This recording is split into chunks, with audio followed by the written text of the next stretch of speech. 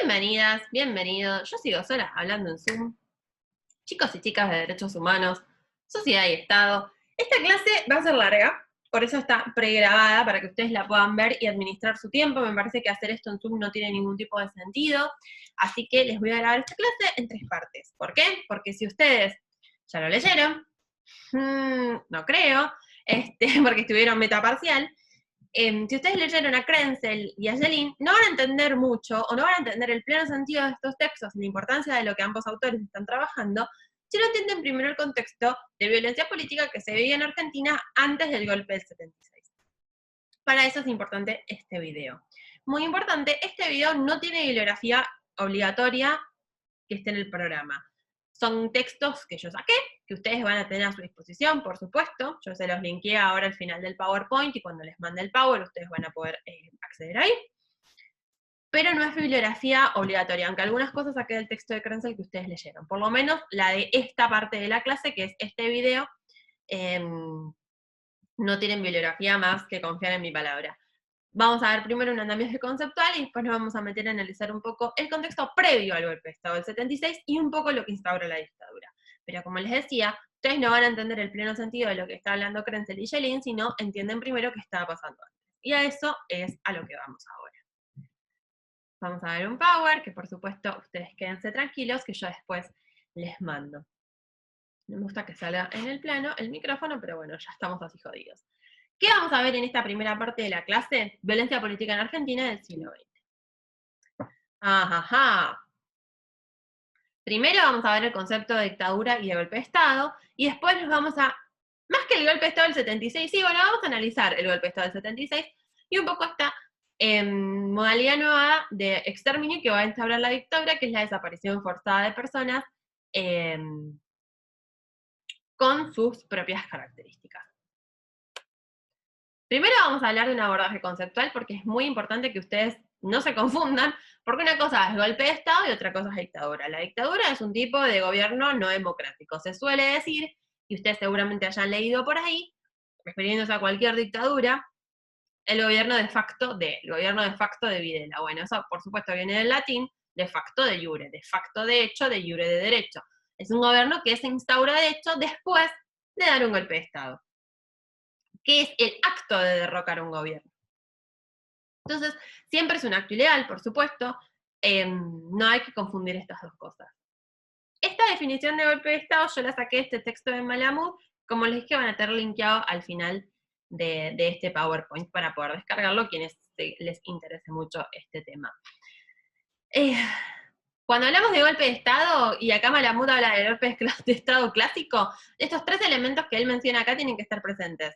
A quien se derroca, el Estado o un gobierno, podemos pensar, justo en Argentina, es rara la categoría, pero bueno, vamos a hablar, no sé, del golpe de Estado a Perón en 1955, se derroca al gobierno peronista, el golpe de Estado de 1973 en Chile, que se derroca al gobierno de Salvador Allende. Otro de los elementos, por supuesto, es quién da el golpe en este caso. Siempre, generalmente, lo que nosotros tenemos en mente son los golpes militares de formato clásico, como va a ser el del 76, donde los autores son las Fuerzas Armadas, y un procedimiento que es rápido, secreto e ilegal, por supuesto, nadie saca. La sociedad se da cuenta cuando algo está pasando, sobre todo en las sociedades latinoamericanas de los años 70, o sea, hay ciertos indicadores que nos pueden decir de la inestabilidad política cuando hay un caldo de cultivo, pero nadie va a sacar, bueno, che, tal día vamos a dar un golpe de Estado, ¿no? ¿Se entiende? Es una cuestión de pensamiento estratégico. ¿Por qué Malamud habla de golpe clásico? Porque ustedes, seguramente, si han estado un poco atentos a los medios, de un tiempo a esta parte, en las primeras décadas de este siglo XXI que estamos viviendo, distintas experiencias políticas se les ha catalogado como golpe de Estado. Por ejemplo, el juicio político a Dilma Rousseff, por ejemplo, el juicio político a Fernando Lugo. No se me ocurren muchos otros ejemplos ahora y tampoco quiero hacer este video tan largo.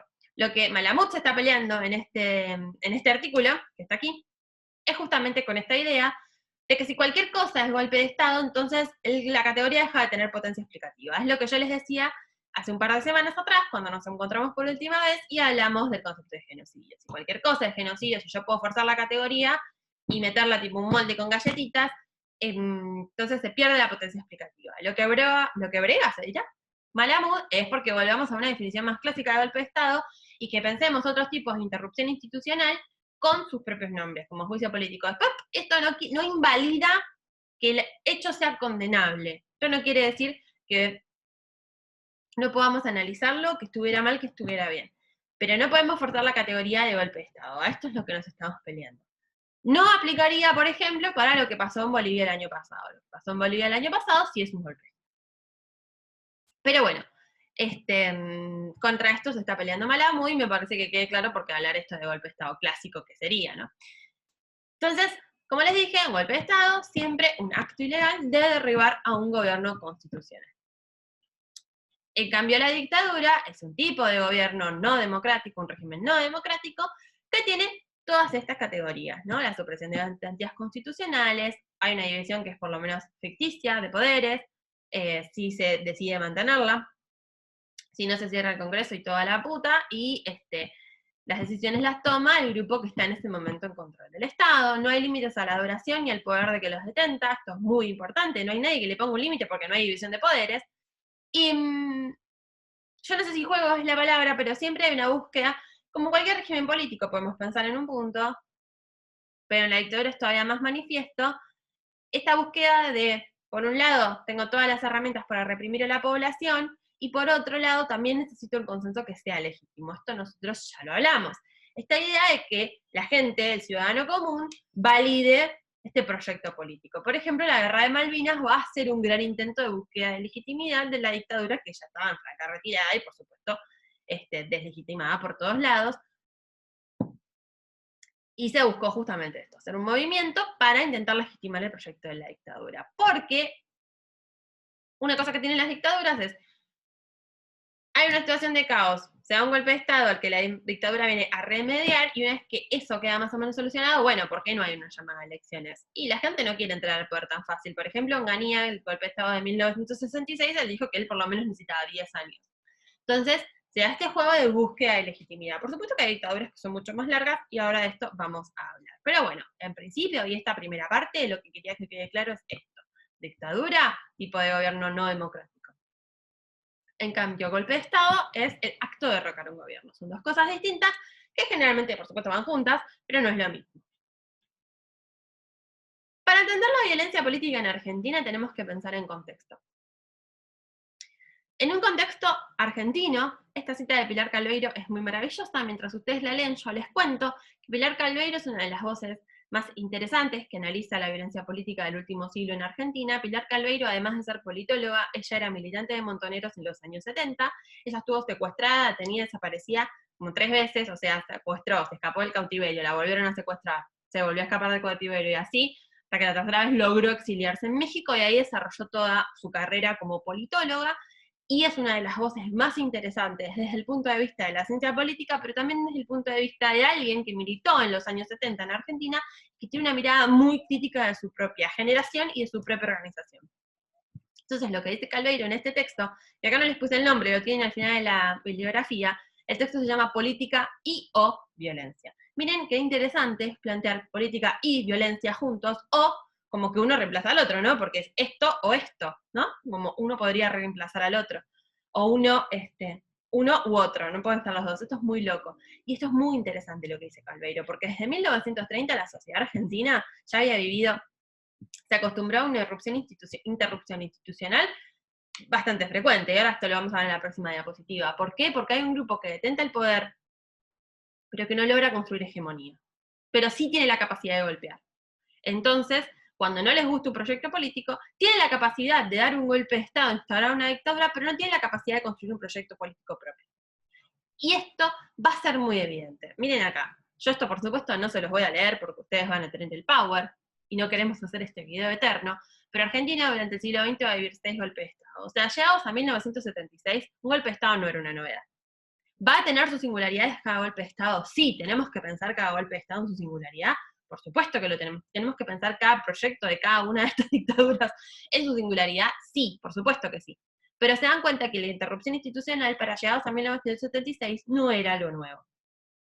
El primer golpe de Estado fue en 1930, y a partir de ahí, lo que pareciera es como que se va acelerando, ¿no? El proceso acá da la impresión así como que son menos años, no tantos en realidad, pero da como la impresión de que cada vez es como más corto el plazo entre un golpe de Estado y otro. Y lo que nos interesa a nosotros, lo que nos vamos a meter en las próximas diapositivas, es en este espacio que va a haber entre la dictadura del 76, perdón, la dictadura del 66 y la dictadura del 76, porque son 10 años que cambian todo, básicamente. Como les decía, al principio de esta charla, señora, es un video, al principio de esta clase, Onganía da un golpe de Estado el 28 de junio de 1966, se autoproclama la Revolución Argentina, y lo que el tipo dice es, yo necesito quedarme por lo menos 10 años. En 1969 va a ser el Cordobazo, y los planes de Onganía, por supuesto, que se van a ver trucos. Y ahí empieza un ciclo de violencia que lo vamos a ver al principio, pero lo que nos interesa es quedarnos un poquito en esta parte, ¿no? En este espacio entre las dos dictaduras. Para pensar la dictadura militar, ya no solo Argentina, sino yo les diría de todo el Cono Sur, que ahora las vamos a ver todas, hay que pensar en contexto. Yo acá elegí unas fotos, podría haber elegido otras, son puramente random, para mostrarles un poco. Estas son, por supuesto, Fidel y el Che, las movilizaciones en Estados Unidos en contra de la guerra de Vietnam, y el movimiento de mujeres, en este caso afroamericanas. Creo que la foto está, por supuesto, en inglés, sí, Women Liberation. Y esto es como para que tengan una imagen de la década del 70, aunque por supuesto ustedes deben haber visto un montón de películas y haber visto un montón de fotos. Para entender las dictaduras que se empiezan a suceder, como vieron en el dominó, cuando empiezan a caer las piezas de dominó, para entender las dictaduras del Cono Sur de América, es muy interesante, es muy preciso, no más que interesante, pensar en contexto. Lo primero que tenemos que decir, acá podríamos invertir los factores, es, por supuesto, la Guerra Fría, el mundo bipolar, este enfrentamiento entre dos modos de vida completamente distintos y que están completamente amenazándose permanentemente, y encima a todo esto ya tenemos armas nucleares, o sea que el terror de que el mundo desaparezca con apretar un botón en Washington era bastante real. Esta idea de dos modos de vida que están en choque permanente, en enfrentamientos militares, porque saben que Estados Unidos y la Unión Soviética se han enfrentado militarmente un montón de veces, terminada la Segunda Guerra Mundial, lo que empieza es un enfrentamiento muy duro ahí entre Estados Unidos y la Unión Soviética, que van a tener escenarios muy distintos, Corea, Vietnam, Afganistán en los años 80, más que es un enfrentamiento, es otro tipo de enfrentamiento el de Afganistán, la Unión Soviética se manda solo, pero es interesante pensar cómo estos dos modos de vida entran en disputa. Bajando, por eso les digo, habría que invertir, cuando les mande el power lo voy a arreglar esto. Tenemos que pensar que para los años 60 lo que hay es consolidados grandes modelos de comunismo exitoso en el mundo. El primero de ellos, por supuesto, la Unión Soviética, que se empieza a quitar el pasado stalinista de encima, aunque no le va tan bien. Pero más importante aún, para el contexto de América Latina, es el éxito de la Revolución Cubana. Para mí los 60 empiezan con la Revolución Cubana, que es un año antes. El 1 de enero de 1959 triunfa la Revolución Cubana. Y esto se vuelve un faro para la izquierda latinoamericana. Rusia quedaba lejos, pero tenemos una experiencia revolucionaria aquí mismísimo. La podemos ver, la podemos casi tocar. Entonces, Cuba, la experiencia cubana se vuelve muy importante para las izquierdas en América Latina. Yo les diría del mundo, pero si empezamos a hablar del mundo no llegamos nunca a América Latina, o sea, quedémonos con América Latina. También otra cosa que tenemos que pensar muy importante, y ustedes lo pueden ver en las fotos, no tanto de Fidel, que ya tan joven no era, es la conformación de la juventud como un actor político. En los años 60, la juventud empieza a diferenciarse fuertemente de sus padres. Y hay ciertos cambios culturales. Podemos pensar el rock, podemos pensar la aparición de anticonceptivos, podemos pensar los cambios en la ropa. Las generaciones de los años 60 son las primeras que se empiezan a vestir literalmente con prendas de vestimenta distintas de las de sus padres, y se conforman en un actor político. Recuerden el concepto de actor que vimos con Pedros. Esta idea de que la juventud trae la novedad, de que los viejos hicieron todo mal, nos llevaron a la Segunda Guerra Mundial y que es necesario un recambio. Y la juventud emerge de acá, ¿no? La juventud como categoría, en todos los sentidos, cultural, social, político, emerge con fuerza en los años 60. Como les decía, es muy importante pensar esto. Si vemos fotos de los años 60, de jóvenes de los 50 y de jóvenes de los 60, vemos cómo ese cambio empieza a surgir. Y ni hablar de la problematización del rol de las mujeres, ¿no? Con fuerza, el feminismo ya surgen, no sé si decir surge, porque la verdad que sería muy injusto para las oleadas anteriores de feminismo. Yo creo que la de los años 60, no soy tan formada en teoría feminista, es la segunda oleada. Pero esto, ¿no? La liberación de los derechos políticos, el movimiento de mujeres por la igualdad, cobra más y más fuerza en los años 60. Otro súper proceso para entender la América Latina es el movimiento de descolonización en los países en desarrollo. Todos estamos pensando en África, ¿no? El movimiento de descolonización digamos, de todo el continente africano, pero también hay otras experiencias en América Latina. No me voy a detener mucho en esto, pero esta idea de que el tercer mundo se empieza a soltar de los vestigios del imperialismo entra muy fuerte en el imaginario de los años 60. Y por supuesto, muy importante, la doctrina de seguridad nacional. Esta política de exterior de Estados Unidos, esta idea de que su patio trasero, o sea, América Latina, tiene que estar tranquilo y Estados Unidos se convierte en una especie de lo que siempre fue la policía del mundo. Ahora lo vamos a ver más en profundidad esta idea de la doctrina de seguridad nacional, pero la doctrina de seguridad nacional lo que empieza a plantear es que el enemigo ya no está afuera, el enemigo está adentro. Y es esta idea de la subversión apátrida, que tan fuerte y que tantas veces menciona la dictadura militar del 76. La idea de que el enemigo ya es interno. Esto es, como les decía, un mapa que nos permite pensar un poco la dinámica que estaban pasando en los años 60 y 70. Yo les puse algunas fechas, pero para que entiendan, ¿no? El movimiento de derechos humanos, perdón, de derechos civiles de Estados Unidos se consagra en 1964, pero por supuesto que es de muchos años anteriores. La Revolución Cubana triunfa en el 69, como les decía, la Primavera de Praga y el Mayo francés del 68, tienen como protagonistas a los estudiantes, en esto que yo les decía, de que la juventud se convierte en un actor político. La fundación de la OLP, que es la Organización para la Liberación de Palestina, en 1964, el fin de la guerra de Vietnam en 1975, y de golpe Vietnam le gana al ejército de Estados Unidos, what the fuck. La guerra de independencia de Argelia, que es acá, es en Argelia, donde se empiezan a desarrollar prácticas de lo que se conoce como contrainsurgencia, que esto va a ser clave para pensar el accionar de los ejércitos en América Latina durante las dictaduras. Para contener, digamos, el estallido independentista de Argelia, a los militantes del Frente de Liberación Nacional se los secuestraba, se los torturaba, y estas tácticas que se llaman de contrainsurgencia, porque sería para contener a los insurgentes que se están sublevando, estas prácticas de tortura, secuestro y todas estas cosas que después ya no son tan familiares a nosotros en el cono sur con las dictaduras. Pero esto comienza acá. Y les puse solamente algunos ejemplos, podría haber tomado 1000, pero bueno, el mapa era muy pequeño y no iban a ver nada. Les puse el Cordobazo de 1969, nuevamente como yo les decía, el Cordobazo es muy importante, y acá vemos nuevamente el protagonismo de la juventud, de los estudiantes, y el triunfo de Salvador Allende en 1970. De golpe, el comunismo triunfaba en Cuba por la vía armada y revolucionaria, y triunfaba por la vía electoral en Chile, acá al ladito nada más, en 1970. ¿Por qué el Cordobazo es tan importante? Recuerden, a ver qué sigue en estas diapositivas. Recuerden cuando hablábamos del Estado, y yo les decía, siguiendo a Max Weber, que el Estado detenta para sí el monopolio legítimo de la violencia. Como les decía, el proyecto de Onganía, cuando da el golpe de 1966, es quedarse por lo menos por 10 años.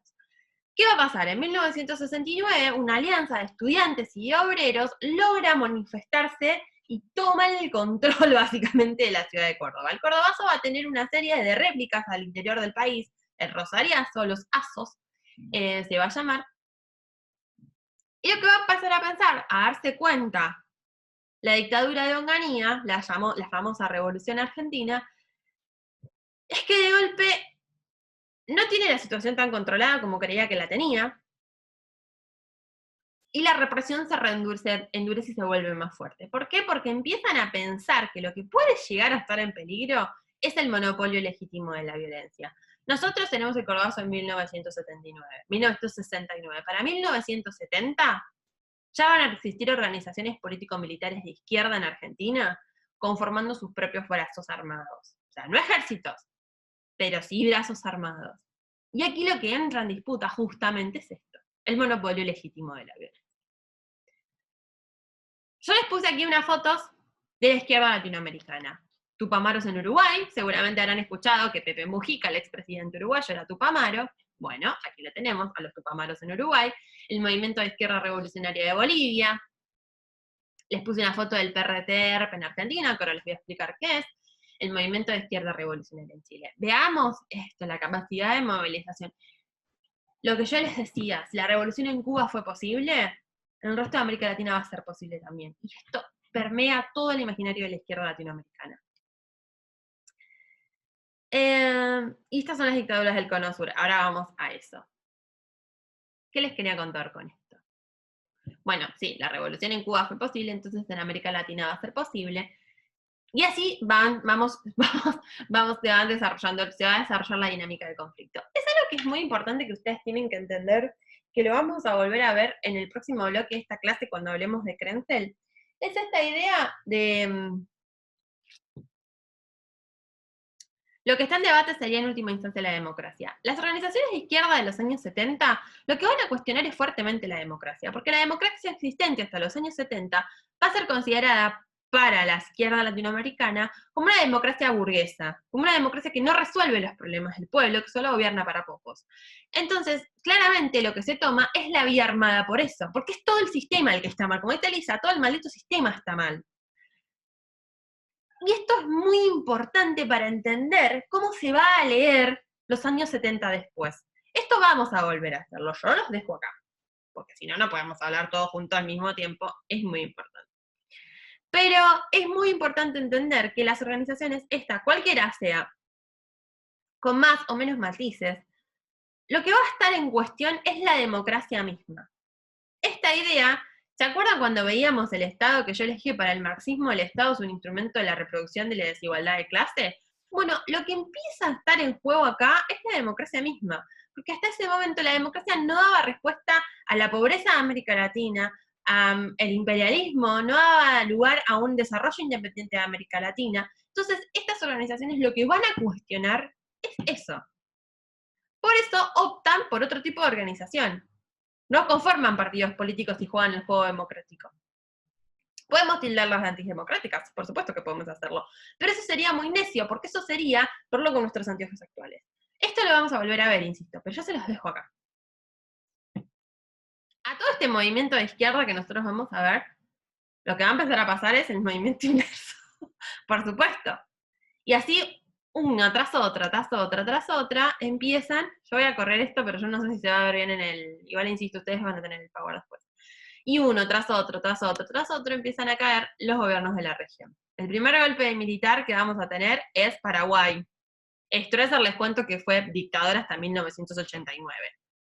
1954 el golpe. Después va a caer Brasil.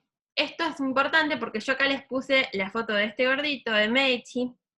Si bien el golpe de Estado en Brasil es en 1964, los años de presidencia de Medici, que es octubre del 69, tengo mi ayuda de memoria acá abajo, de octubre del 69 hasta marzo del 74, cuando Medici es presidente, esos años son los más duros de la represión en Brasil. Por eso lo pusimos a él. Acá tenemos a Augusto Pinochet, 1973 es un año que es muy importante porque son los golpes de Pinochet y de Bordaberry en Uruguay, o sea, Argentina, que va acá como una especie de libera medio raro, ahora les voy a explicar un poco, y finalmente en 1971 el golpe en Bolivia, en 1976 el último de esta cadena de golpes es el golpe militar en Argentina. ¿No? Para entender este cono sur. No estamos viendo mucho qué está pasando acá, estamos pensando más que nada en países limítrofes, pero bueno, podríamos hablar 5 horas de todas las dictaduras en América Latina, ¿no? Pero bueno, para que tengan un ejemplo, lo que va a pasar es esto. Y acá sí llegamos a Argentina, ¿no? A entender en los años 70 en Argentina. Como yo les dije, lo que estaba en debate eran los cimientos de la democracia misma, porque la democracia era vista como un sistema que era injusto y que era una democracia burguesa, que no tenía nada que ver, que no se preocupaba por la pobreza, que no se preocupaba por generar un desarrollo independiente de estos países, de los países de América Latina. Siempre con una perspectiva mirando a Europa, mirando a Estados Unidos, de repetir las desigualdades de clase. Llegamos a los años 70 en Argentina. Acá esto es una foto de Montoneros. Lo primero que les quiero decir es que podemos clasificar este gran paraguas de organizaciones de izquierda en dos grandes tipos, ¿no? La izquierda no vinculada al peronismo, cuyo máximo exponente es el PRT, que yo ya les acabo de mostrar una foto, que está vinculada al trotskismo y al guevarismo, y el ala de la izquierda peronista, que sí, la cara más visible va a ser Montoneros.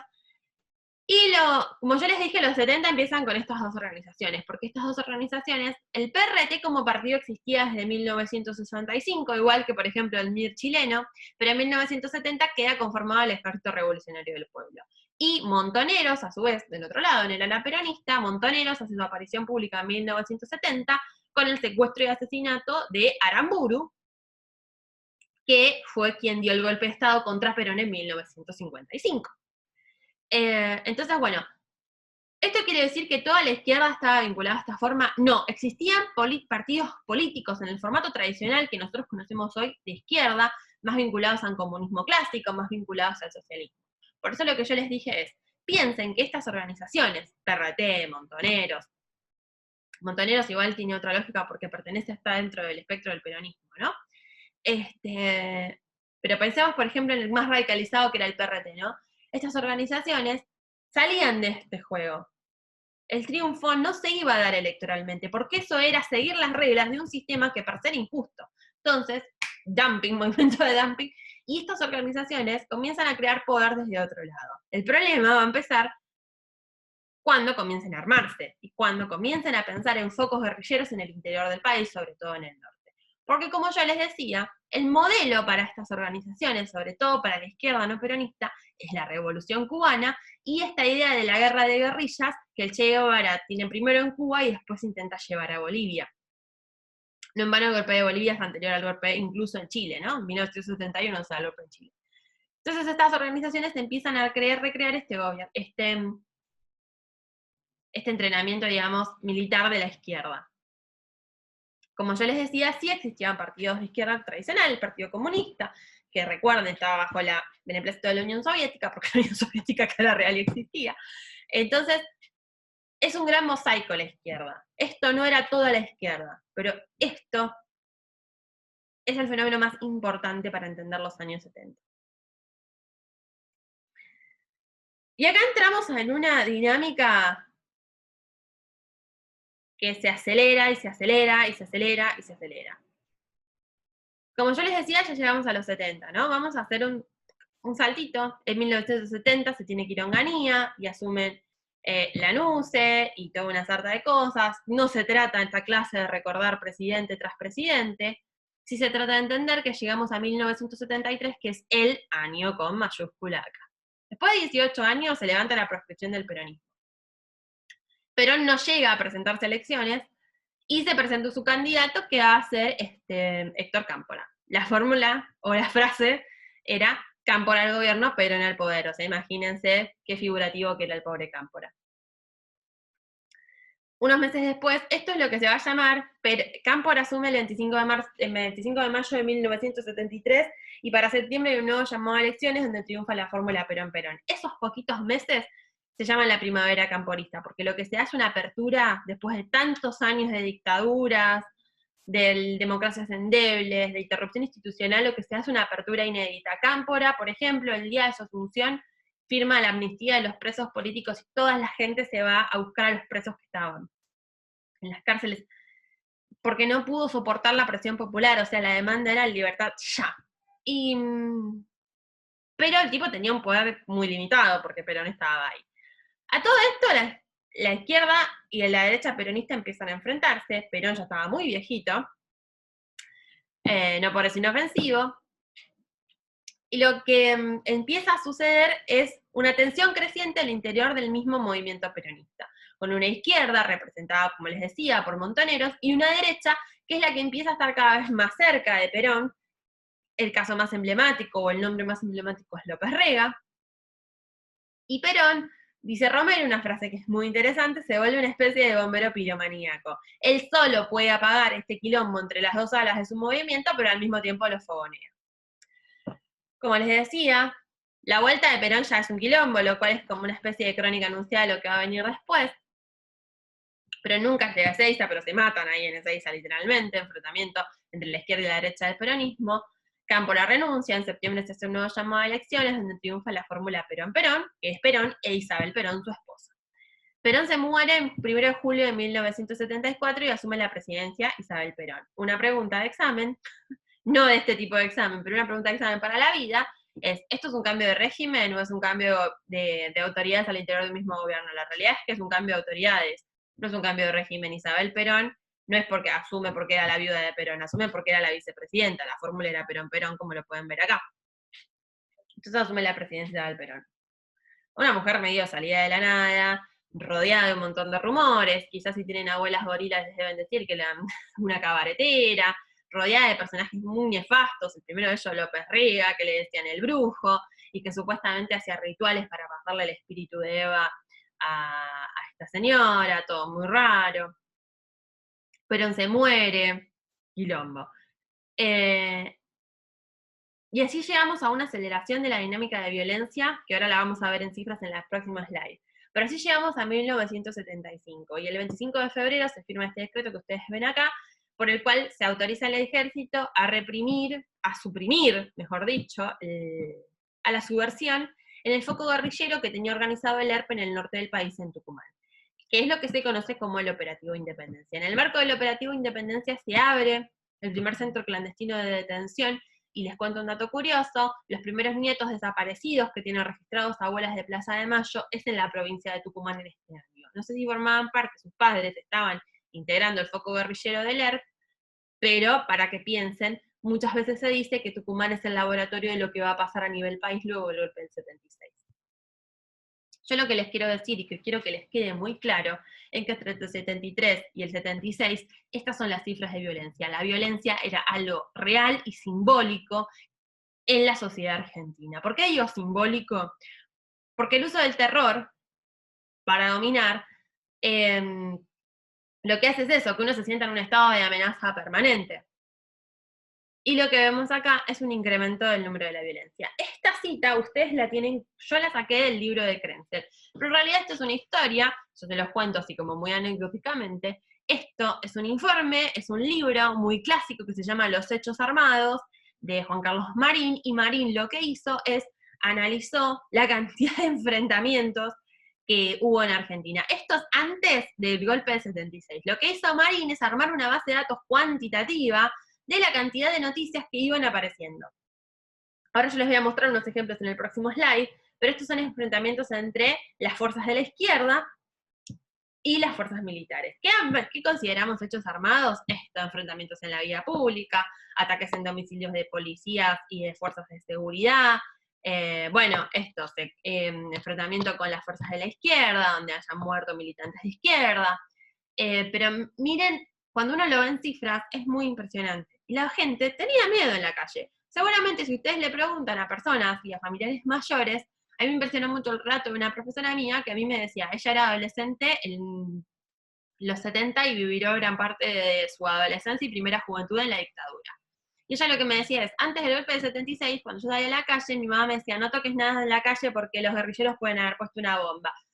Había mucho miedo en la sociedad argentina. Entonces, esto en parte nos permite entender el golpe del 76 y verlo acá en cifras, porque esto, 900 desaparecidos antes del 24 de marzo, ya es un indicador.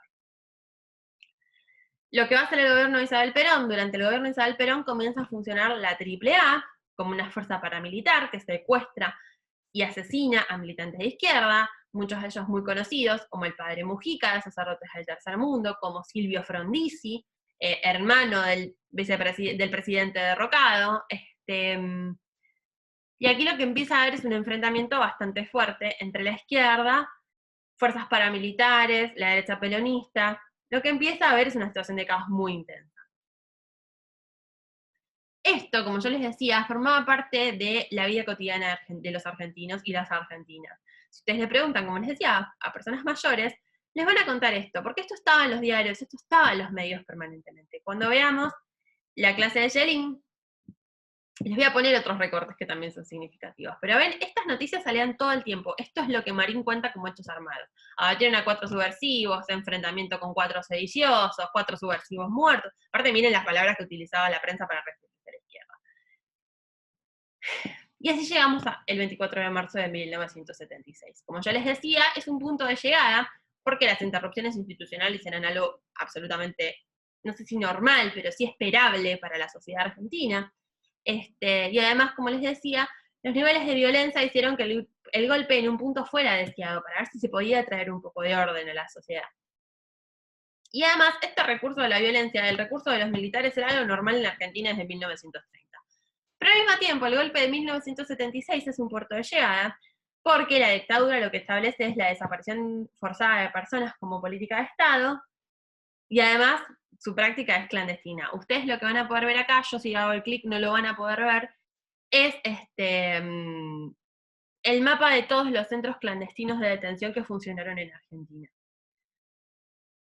Entonces, como decía, la dictadura del 76, en realidad el golpe no sería algo nuevo, pero las características propias de la dictadura del 76, ven el juego, golpe de Estado del 76 y dictadura del 76, la dictadura que se instaura en el 76 va a tener estas características. Va a establecer la desaparición forzada de personas como política de Estado. ¿Por qué? Hasta ese momento lo que habían hecho los gobiernos dictatoriales era reprimir a la población.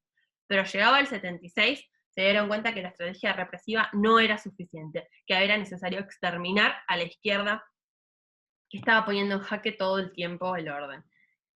Y se optó por un exterminio que va a ser clandestino, porque para 1976, recuerden que ya el golpe en Chile es de 3 años antes, y el accionar de la dictadura chilena es fusilar gente en estadios de fútbol, por ejemplo, ya había sido duramente cuestionado por los veedores internacionales, por la comunidad internacional.